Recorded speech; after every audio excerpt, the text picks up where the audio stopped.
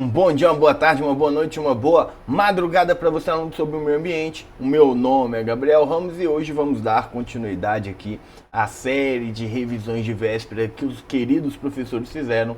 E agora é minha vez de falar um pouco sobre gestão pública, direito administrativo e direito constitucional. Esses são os meus palpites. Vamos lá, revisão para o Ministério do Meio Ambiente. Você vai lá no Instagram, segue o professor prof.Gabriel Ramos, dê essa moral. Primeira questão, vamos lá. Accountability pode ser conceituada em uma de suas vertentes como prestação de contas. Prestação de contas essa que permite a fiscalização por parte da população.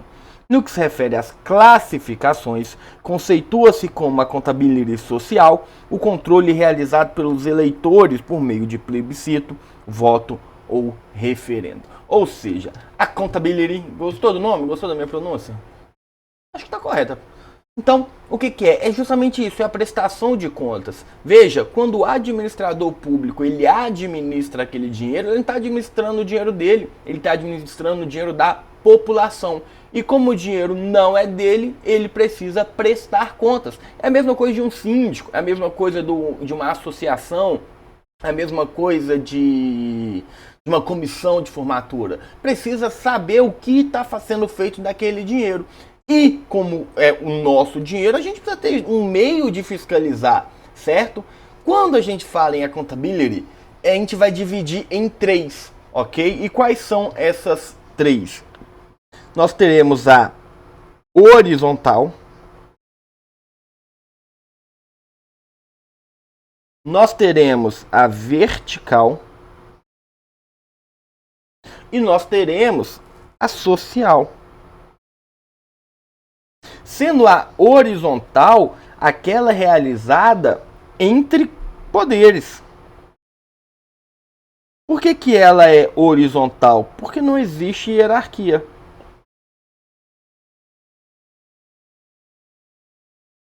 Então vai ser entre o judiciário legislativo, legislativo e executivo. Lembre-se bem do check and balance, né? As funções típicas e atípicas de cada governo. Aqui estaremos diante da fiscalização vertical. Quando falamos da fiscalização vertical, perdão, aqui estamos falando da horizontal. Quando falamos da vertical, aí estamos falando daquele controle dos eleitores. E como é que o eleitor ele vai fazer esse controle? Plebiscito, referendo, voto. Né? Afinal, o nosso voto é a nossa maior ferramenta. O nosso voto é a nossa maior sanção. Então, se o vertical é conhecido como o controle realizado pela população, o que é o controle social? O controle social, por sua vez, ele vai ser realizado por ONGs, por associações, por sindicatos. É um controle que ele vai ter um meio de fiscalização até mesmo maior do que o da população, afinal tem muito dinheiro envolvido, tem muito poder envolvido, né? Mas ele é não eleitoral. Também alguns autores chamam essa fiscalização de fiscalização vertical não eleitoral.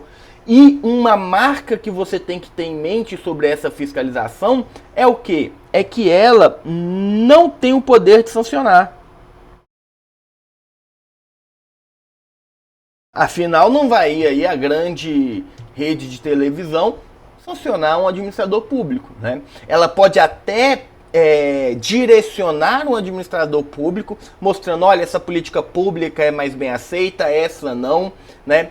Ela pode direcionar até mesmo o voto do cidadão, né? Não dá para a gente negar o poder da mídia nisso, mas de forma alguma ela vai ser uma fiscalização eleitoral, perfeito? Apesar do nome social, eu peço que você tenha atenção aí, se foi justamente por conta desse nome que pode gerar confusão que eu coloquei essa questão.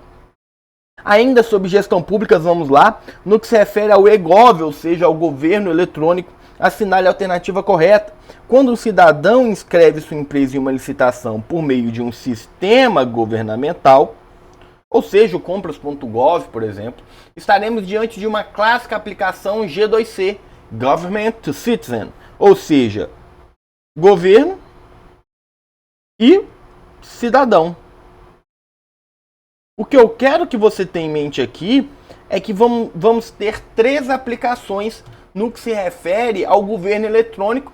E isso eu estou falando de aplicação, gente. Eu não estou falando de sistemas e etc. E quais são essas aplicações? Vamos dividir ela em G2C. Esse C, lembre sempre como to, ok? G2C, G2B e G2G. Ou seja, Government to Citizen, ou seja, aí eu apaguei. Government to Citizen, ou seja, do governo para o cidadão. Government to Business, ou seja, do governo para uma empresa. E G2C, G, Government to Government, ou seja, de governo para governo. Quando um cidadão ele inscreve a sua empresa no compras.gov, ele já não está falando mais como pessoa física, mas sim como pessoa jurídica. Então deixa de ser o G2C para estarmos diante de um G2B, Government to Business. Perfeito? Quando a gente fala, vamos voltar aqui para a tela, vamos anotar G2C, G2B e G2G. Oi, Alcione, estou em aula.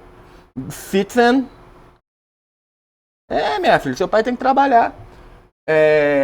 Alcione é a gata, tá, gente? Vocês estão ouvindo miado. G2B é Business. Sobe aí, Alcione. Sobe aí, vem dar um oi pro povo. Tá bem, filha? Business e G2B, Government. Ok? Quando a gente fala nos G2G, a gente vai ter uma diferença. E qual é essa diferença? Ela vai se dividir em horizontal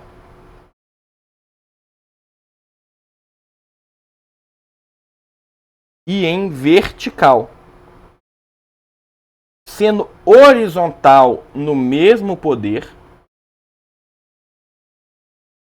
e vertical poderes diferentes, inclusive esferas de poderes diferentes. Então, se a gente usa o SEI para conversar de um governo federal para um governo estadual, a gente está usando government to government, ou seja, de governo para governo, mas não é na mesma hierarquia. Se a gente está usando de um GovBR, né, para você poder assinar algum documento digital, é de um governo para o cidadão, government to citizen. Então grave isso para sua prova e tem caído questões ainda em 2023 sobre esse assunto e eu peço que você preste atenção. Mais uma de gestão pública. No Brasil aplica-se o orçamento tradicional baseado em despesas e receitas. Disse que é incremental uma vez que se baseia em alocações anteriores. Apesar desse de fato ser o conceito de um orçamento tradicional, a gente não pode dizer que o Brasil aplica o orçamento tradicional. Por quê? Porque o orçamento tradicional ele é uma mera planilha. Ele vai se focar única e exclusivamente em dados e em alocações. Quando a gente fala do orçamento público brasileiro, nós estamos falando de um orçamento público por programas, ou seja, tal programa exige tanto dinheiro, como vai ser alocado esse dinheiro? Não somente naquilo que foi gasto no passado e será gasto agora, a gente vai fazer uma média para repetir no futuro. Então, na sua aula de orçamento público, peço que preste atenção nisso, tá? Então, quando a gente fala do orçamento tradicional, bem antiquado, é uma mera planilha de gasto, está focado só em números, não está focado de modo algum no impacto social gerado por aquele dinheiro. Na verdade, é deixado totalmente de lado qualquer estudo sobre impacto social. Perfeito? Vamos continuar. Agora sim, direito administrativo. O ato administrativo é sempre imputável ao homem, enquanto o fato administrativo decorre de acontecimentos naturais que independem do homem ou dele dependem apenas indiretamente, ok? Essa questão está corretíssima. Por quê? Porque isso aqui é nada mais, nada menos do que Eli Lopes Meireles, Meu Deus, meu senhor, eu esqueci de colocar o gabarito aqui, né? Essa aqui vai estar errado, ok? Essa aqui vai estar errada também. Essa aqui também errado, né? Apesar de eu ter explicado, eu esqueci de colocar o gabarito. Vamos voltar. É a explicação ipsis literis da obra de Eli Lopes Meireles, o grande pai do direito administrativo brasileiro. Por que eu coloquei ela aqui? Porque vocês têm que entender que o ato administrativo ele tem que ser emanado da administração pública que utiliza um humano, ou seja, um servidor, para externar a sua vontade. É a externalização da vontade da administração pública por meio de um ato humano. Diferente seria do fato administrativo, que é um fato, é um fenômeno natural que não depende de forma alguma da manifestação humana, ao menos não diretamente. Ok? Quando acontece de um evento natural, estaremos diante de um fato administrativo e não de um ato administrativo. Perfeito? Vamos correr que o tempo é pouco. Segundo o entendimento do STF, as entidades privadas com fins lucrativos devem dar transparência e publicidade aos recursos recebidos por meio de subvenções, isenções tributárias e, indiretamente, perdão por dívidas. Essa questão aqui, ela vem direto da... mais uma vez eu esqueci. Não, isso eu marquei. Vem diretamente da Lei de Acesso à Informação. A Lei de Acesso à Informação diz que as entidades sem fins lucrativos que recebem subsídios do governo precisam, sim, divulgar toda e qualquer subvenção, todo e qualquer auxílio que recebe financeiramente do governo. Mas o STF ele veio ano passado para dizer que a Lei de Acesso à Informação, em momento algum, disse que as entidades privadas com fins lucrativos precisariam fazer o mesmo, ok? Então, grave, se a sua prova disser entidades sem fins lucrativos, elas precisam sim. Agora, as entidades com fins lucrativos, essas não precisarão, perfeito? Tornando, então, essa questão errada. Perdão. A função de polícia é exercida em 4 fases: ordem de polícia, consentimento de polícia, fiscalização de polícia e sanção de polícia. E aí? De fato, essas são as 4 fases do poder de polícia, mas eu coloquei ela aqui só para a gente entender. Ordem de polícia é quando a lei, um instrumento legal, fala que um cidadão precisa fazer ou deixar de fazer algo, tá? Não é somente o apito do guardinha. Vamos lá. Consentimento de polícia é quando se tem uma CNH, quando se tem uma autorização, é quando o poder de polícia permite que você faça alguma coisa. Temos a fiscalização de polícia, que é a fiscalização propriamente dita, e a sanção de polícia, que é a sanção. Falando aqui um pouco da fiscalização de polícia, vale lembrar que o STF decidiu ano passado... Tá? Não coloquei isso aqui, mas vamos falar de cabeça. Ele decidiu ano passado que quando uma entidade de direito privado, desde que atua em regime de monopólio e 100% com capital público, ela poderá sim, veja bem, exercer a fiscalização de polícia. Por quê? Porque a BH Trans é uma sociedade de economia mista. Mas ela atua em regime de monopólio e o capital 100% privado. Ou seja, é o Estado que ali está agindo. E por isso o STF entendeu que, apesar de pessoa jurídica de direito privado, poderá sim exercer a fiscalização no poder de polícia. Perfeito? Vamos continuar aqui com a nossa aula. De acordo com a Lei Geral de Proteção de Dados, o tratamento de dados pessoais realizados pelo Ministério do Meio Ambiente para fins de execução de políticas públicas ambientais é uma exceção à necessidade de consentimento titular dos dados. Muito bem, muito bem, muito bem. Por quê? Porque a concessão de autorização, de consentimento do titular dos dados é a regra geral quando a gente fala em Lei Geral de Proteção de Dados. Tanto é que os dados, ou a Lei Geral de Proteção de Dados, os dados pessoais agora é um direito fundamental. Um direito fundamental está lá no artigo 5º da Constituição Federal. Então, o consentimento é a regra geral, sendo o não consentimento, a desobrigatoriedade do consentimento, a exceção, ok? Mas o que a minha questão está perguntando? Veja, quando a gente fala de políticas públicas ambientais precisa ou não precisa de um consentimento de titular? E a verdade é que não precisa. Quando a gente olha o artigo 7º, inciso 2º da Lei Geral de Proteção de Dados, a gente vai ver que políticas públicas, desde que respaldadas em lei ou em regulamentos, ela constitui-se uma exceção. Veja, políticas públicas, ou seja, são dados públicos, no sentido de estar sobre as... São dados particulares, mas públicos de estarem sobre as asas do governo, ok? E estando sobre as asas do governo, e eles poderão ser utilizados para políticas públicas sem o consentimento de titular. Mas caso haja vazamento, caso haja uma deturpação do uso daqueles dados, o governo ele responderá civilmente e objetivamente sobre o uso daquilo. Então preste atenção, não é porque o governo não precisa da autorização que ele vai poder fazer a farra do boi gordo. Ok? Ok. Vamos lá para nossa primeira questão de direito constitucional. É incabível ajuizamento de habeas corpus contra ato de particular, uma vez que tal instituto visa proteger o abuso... Certo? Uma vez que tal instituto... Uma vez que tal instituto visa proteger o abuso de autoridade. O que o tempo está correndo e o professor está correndo junto. O que essa questão está perguntando? Está perguntando o seguinte: olha, poderá haver um habeas corpus contra ato de um particular? Porque o que a gente vê é o seguinte: o delegado mandou prender, o juiz mandou prender, né? E aí entrou com habeas corpus, no habeas corpus preventivo, um habeas corpus repressivo, e depois que entrou com habeas corpus, soltou. Mas aí a gente está falando de autoridade pública e um particular.